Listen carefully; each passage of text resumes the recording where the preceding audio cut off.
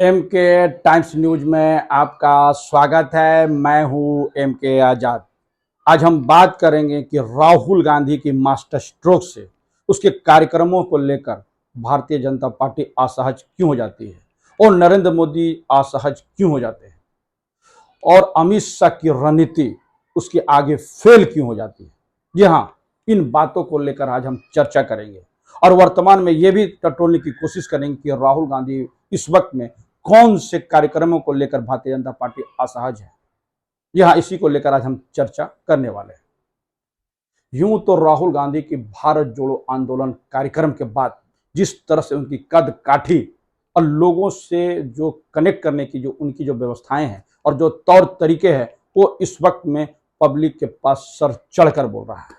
लगातार जब राहुल गांधी ट्रक में सवार होकर जब ड्राइवर से घंटों बात करते हैं तो यह स्पष्ट होता है कि वो लोगों से कम्युनिकेट होना चाहते हैं, लोगों को ये बताना चाहते हैं। तो राहुल गांधी जो है लोगों से अपना तालमेल करके लोगों की समस्या सुन के निदान करने वाले हैं,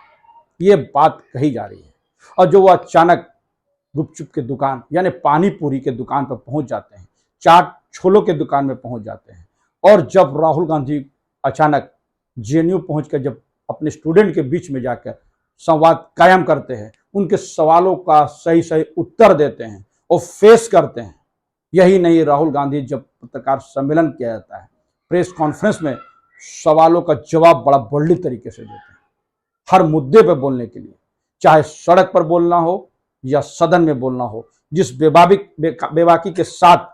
जो राहुल गांधी बोलते हैं तो लोग उनको अब सुनने लगे हैं। और बताया जाता है कि राहुल गांधी की जो पुरानी छवि थी और वर्तमान की छवि में काफी अंतर होता हुआ दिख रहा है। यही वो चेहरा है जिसको लोग अब पसंद करने लगे हैं। देश और विदेश में राहुल गांधी की पूछ तो बिल्कुल बढ़ गई है। और लगातार जिस हिसाब से इस वक्त में राहुल गांधी लगातार कार्यक्रमों से नरेंद्र मोदी को चैलेंज करते हुए नजर आ रहे हैं, और उस कार्यक्रम को कार्ड जो है इस वक्त में नरेंद्र मोदी अमित शाह को सूझ नहीं रहा है। यह सबसे बड़ी समस्या तो बनती हुई दिख रही है। लगातार जब भारत जोड़ो आंदोलन कार्यक्रम बनाया गया था, उस वक्त में जो भारतीय जनता पार्टी ने जो ट्रोल का सिस्टम अपनाया और वो पूरी तरह फेल हो गई, तो वो बड़ा दिलचस्प नजारा था जब राहुल गांधी पैदल चलते गए और जो लोगों का जुगाड़ और लोगों का जो रुझान था वो जिस कदर से सर चढ़कर बोलने लगा। राहुल गांधी की एक झलक पाने के लिए जब सड़कों पर लोग दौड़ने लगे, और चाहे वो साहित्य जगत का हो, खेल जगत का हो या शिक्षा जगत से हो, किसी जगत से हो, सारे लोग जब एक साथ राहुल गांधी के साथ चलने लगे और कदम ताल मिलाने लगे तो भारतीय जनता पार्टी असहज तो बिल्कुल हो गई। और बताया जाता है कि उसी एनर्जी का असर था कि आने वाला जो विधानसभा चुनाव में जो भारतीय जनता पार्टी हारी है हाल के दिनों में,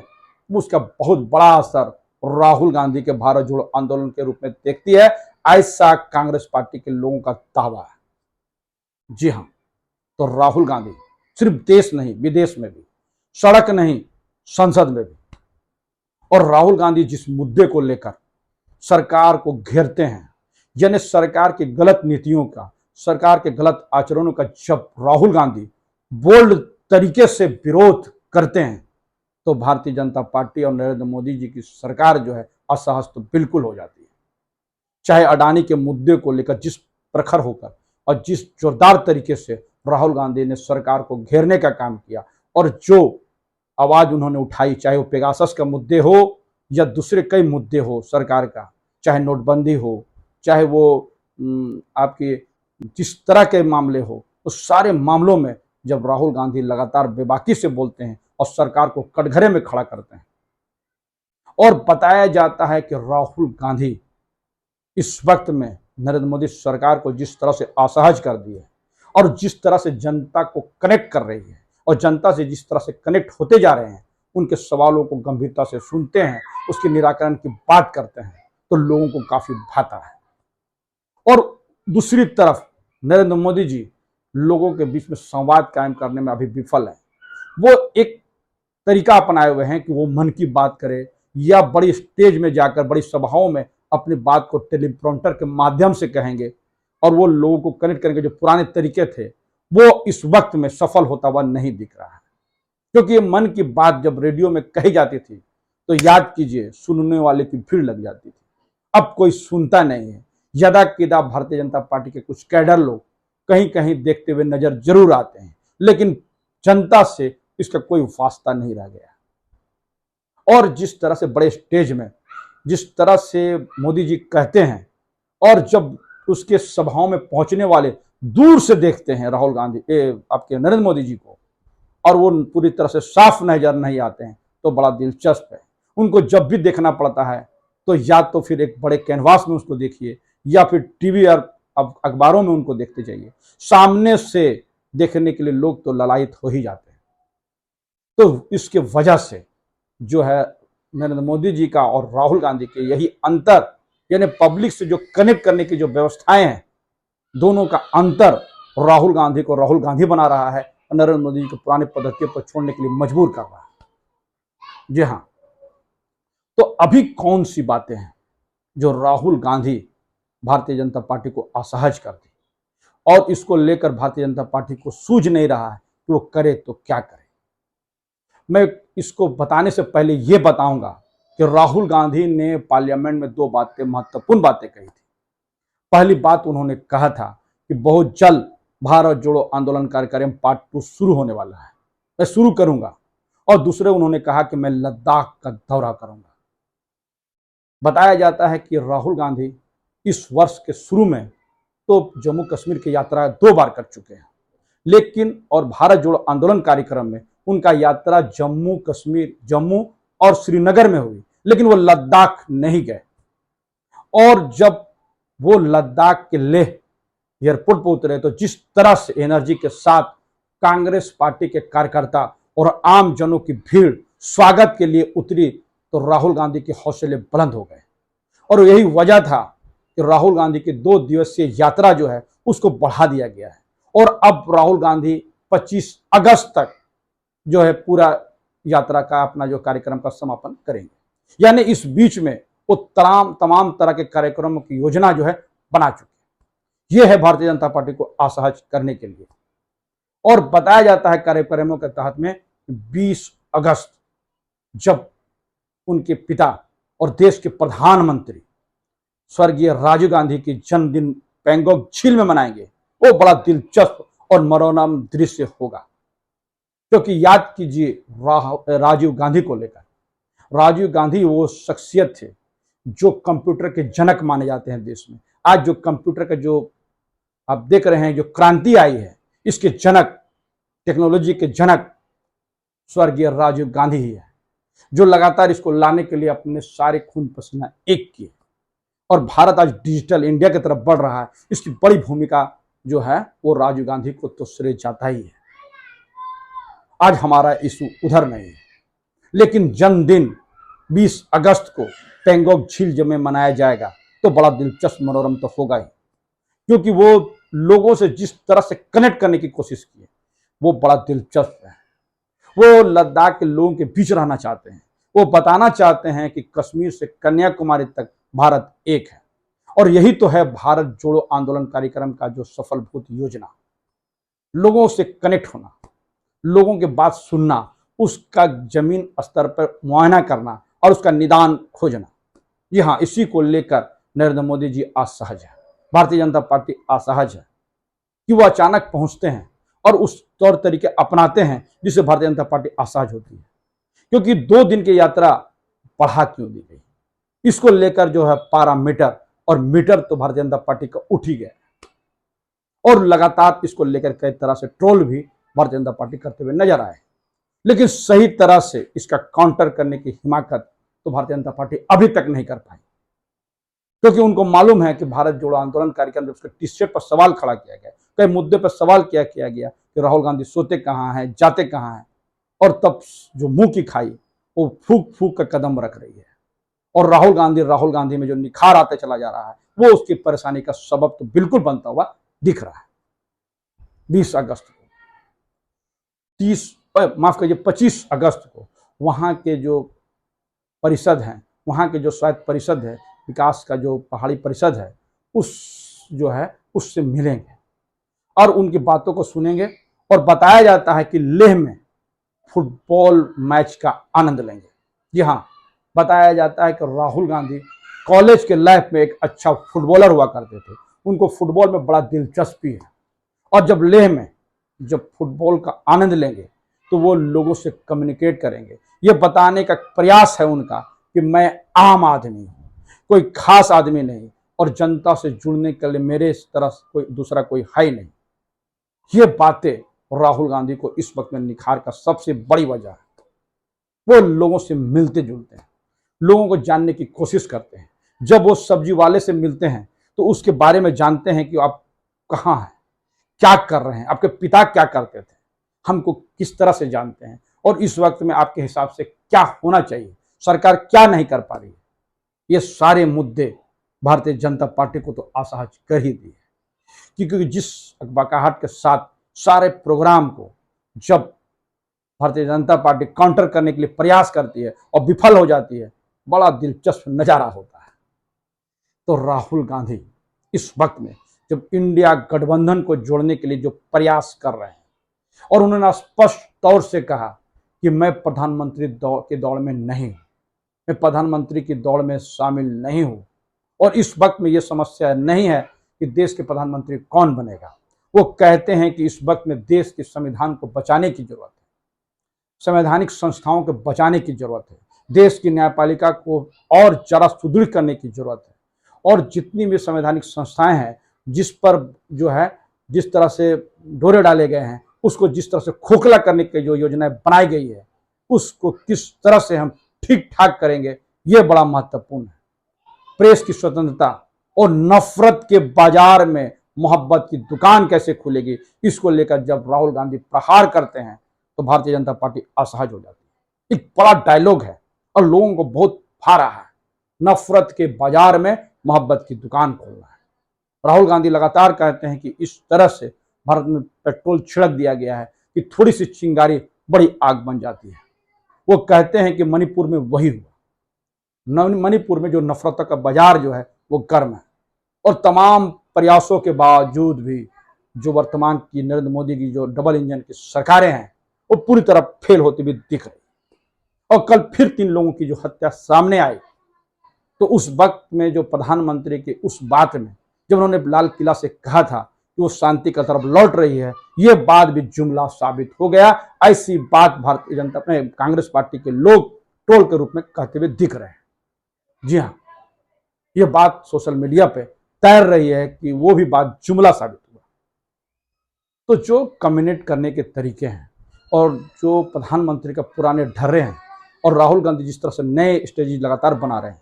और जब भारत जोड़ो आंदोलन कार्यक्रम जो करेंगे उसकी जो रूपरेखा और रोड मैप जो बनाया गया है, वो बड़े पैमाने पे भारतीय जनता पार्टी के जो मजबूत किला है यूपी और गुजरात को जिस तरह से साधने का प्रयत्न किया गया है, वो बड़ा दिलचस्प नजर आएगा। वो तो आने वाला वक्त में पता चलेगा कि जब पार्ट 2 शुरू होगा तो उसका क्या रिजल्ट निकलता है, क्या पार्ट 2 से बेहतर होगा।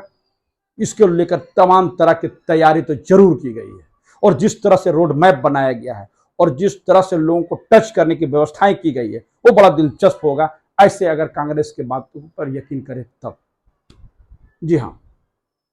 तो लगातार और जिस हिसाब से अभी उत्तर प्रदेश में कांग्रेस ने बड़ा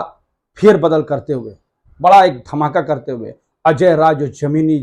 पकड़ बताया जाता है, उसकी जमीनी पकड़ बताई जाती है, यानी वो जमीन से जुड़े हुए नेता बताए जाते हैं और वर्तमान में विधायक भी हैं,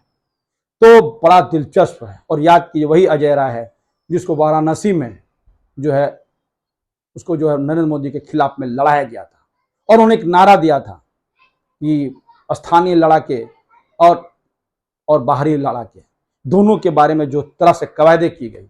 अब वैसे तो अजय राय वहां पर तीसरे स्थान पे हो गए, क्योंकि अरविंद केजरीवाल जो चुनाव लड़ रहे थे, और उस वक्त में अजय राय से ज्यादा लोग केजरीवाल पर भरोसा किए, ये कोई छिपी हुई बात है बिल्कुल नहीं। लेकिन उसके बाद जब अजय राय को प्रदेश का कमान दिया गया और उन्होंने पहली बार कहा कि राहुल गांधी अमेठी से चुनाव लड़ेंगे और प्रियंका गांधी यदि वाराणसी से प्रधानमंत्री के खिलाफ लड़ेगी तो पूरी जान लगा देंगे, 2 इशारे उन्होंने जबरदस्त किए, तो यह से तय हो गया कि राहुल गांधी यूपी छोड़ने वाले बिल्कुल नहीं। और जो पार्ट 2 जो है भारत जोड़ो आंदोलन कार्यक्रम है, उसकी रूपरेखा का अगर चर्चा करें तो स्पष्ट होगा कि राहुल गांधी इस वक्त में इस तरह से चैलेंज कर रहे हैं नरेंद्र मोदी को कि मैं आपको गृहराज से चैलेंज करता हूं, चैलेंज के रूप में ले रहे हैं। और वो कह रहे हैं कि ये कोई मजबूत किला नहीं है, राहुल गांधी चाहेगा तो इसको भी उठा देगा। इसको लेकर जो है कांग्रेस लगातार जो है मीडिया में प्रचार कर रही है। तो ये आने वाला वक्त पता चलेगा कि गुजरात का किला और उत्तर प्रदेश का किला जो है कांग्रेस पार्टी कितना भेद पाई, क्या गठबंधन कितनी मजबूती से चुनाव लड़ेगा, वो तो आने वाला वक्त पता चलेगा। लेकिन एक बात स्पष्ट है कि जो भी कार्यक्रम इस वक्त में राहुल गांधी लेकर आ रहे हैं, चाहे लद्दाख की यात्रा हो और जिस तरह यात्रा को बढ़ा दिया गया, और लगातार चाहे फुटबॉल मैच हो या पेंगोंग झील में राजीव गांधी की जो है जन्मदिन मनाने की योजना है, या वहाँ के जो शायद जो परिषदें हैं यानी वहाँ के जो संगठन है उसके साथ जो कम्युनिकेट करने के जो व्यवस्थाएं हैं और कांग्रेस पार्टी को वहाँ पर ऊर्जा देने के लिए ये बड़ा महत्वपूर्ण है। इसी को लेकर भारतीय जनता पार्टी लगातार सोशल मीडिया पर राहुल गांधी को ट्रोल कर रहे हैं। जी हाँ, तो लगातार जब राहुल गांधी मणिपुर पहुंच जाते हैं और वहां पर राहत तस्वीरों को देखते हैं, लोगों से कम्युनिकेट करते हैं और जिस तरह से हर तरह से राहुल गांधी सरकार को घेरने के लिए कोई कसर नहीं छोड़ते हैं और बड़ा बोल्ड तरीके से जब सरकार को प्रहार करते हैं तो सरकार निरुत्तर कभी कभी हो ही जाती है। और उसकी जो तरीके हैं, राहुल गांधी जो तरीके अपनाते हैं, एक धमाका करते हैं जिससे बड़ा असहज तो भारतीय जनता पार्टी हो ही जाती है।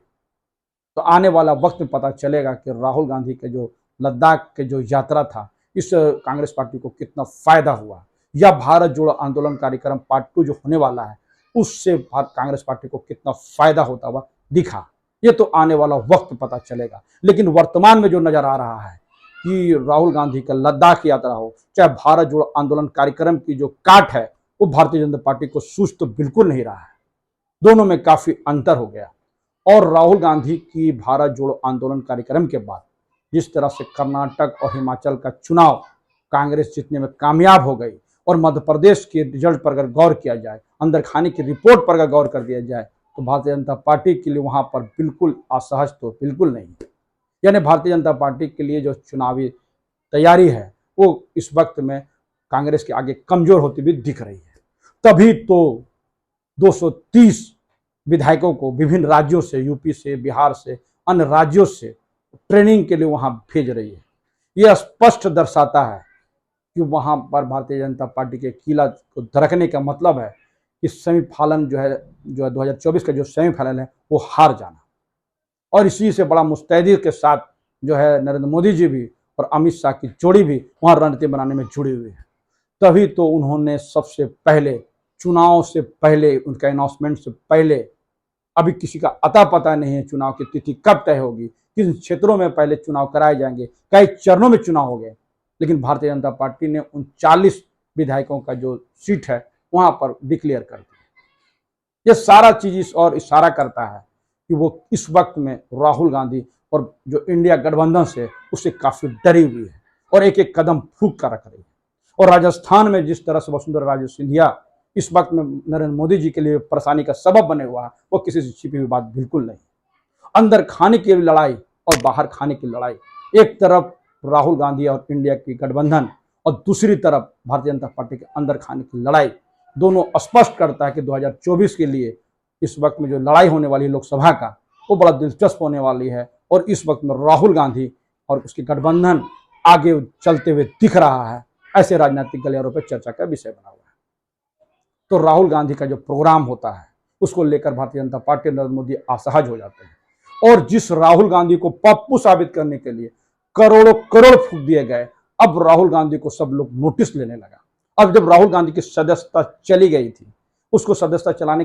खत्म करने के लिए षड्यंत्र रचे गए थे, उसको जब सुप्रीम कोर्ट ने एक्सपोज कर दिया और राहुल गांधी निखर कर जब बाहर आए और सबसे पहले वायनाड गए और लालू यादव से उनकी जो भेंट मुलाकात हुई, ये सारे कवायदे इस तरह से कम्युनिकेट की गई कि लगातार प्रतिदिन लोगों से मिलते जुलते हैं, उनकी समस्याओं को सुनते हैं और निराकरण की बात पूछते हैं और कुछ उनकी सुनाते हैं, कुछ अपनी सुनते हैं। ये सारी बातें जिस तरह से की जा रही है वर्तमान में राहुल गांधी को लेकर नरेंद्र मोदी जी, अमित शाह और भारतीय जनता पार्टी असहज तो बिल्कुल है, ऐसा हम कह सकते हैं। तो हमारा ये वीडियो कैसा लगा अपने कमेंट्स में जरूर कमेंट्स करें, और जिन्होंने अभी तक हमारे न्यूज़ को सब्सक्राइब नहीं किया उसे निवेदन की सब्सक्राइब कर दें। नमस्कार।